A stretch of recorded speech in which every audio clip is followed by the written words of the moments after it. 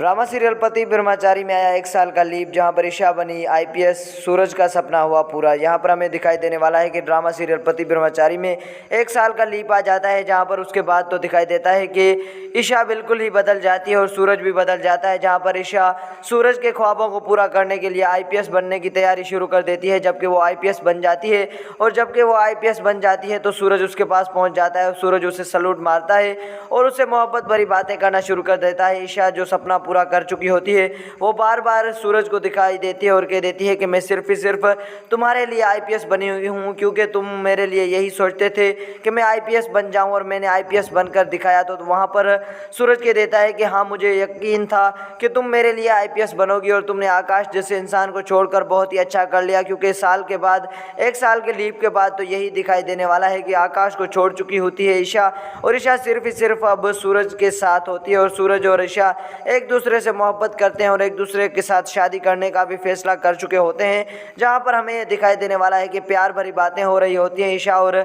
सूरज के बीच में। सूरज भी आईपीएस होता है और ईशा भी आईपीएस होती है। दोनों आईपीएस बनकर बहुत ही फ़ख्र महसूस कर रहे होते हैं। और दूसरी जानिब जबकि आकाश एक तरफ मामूली सी नौकरी कर रहा होता है और किसी का मुलाजिम होता है, जबकि ईशा कह देती है कि ये तो इसी ही लायक था, क्योंकि ये तो यहाँ पर ही सड़ता हुआ मुझे दिखाई देने वाला था। और सूरज माफ़ी भी मांग लेता है पिछली सारी बातों के लिए और ईशा को कह देता है कि तुम मुझे माफ़ कर दो, जो कुछ भी मैंने तुम्हारे साथ किया है वो बिल्कुल ही गलत है। लेकिन वहाँ पर ही ईशा कह देती है कि तुमने जो कुछ भी किया वो तुम्हारी सिर्फ ही सिर्फ गलती थी और मैं तुम्हें माफ़ करती हूँ। अब ये अपनी ज़िंदगी को आगे लेकर जाने वाले हैं, क्योंकि अब ये आपस में शादी करने वाले हैं और जैसे ही शादी दिखाई देने वाली है, जल्द ही हमारे ड्रामा सीरियल पति ब्रह्मचारी में एक बहुत बड़ा लीप के बाद तो शादी होने वाली है ईशा और सूरज की, और ईशा और सूरज एक होने वाले हैं।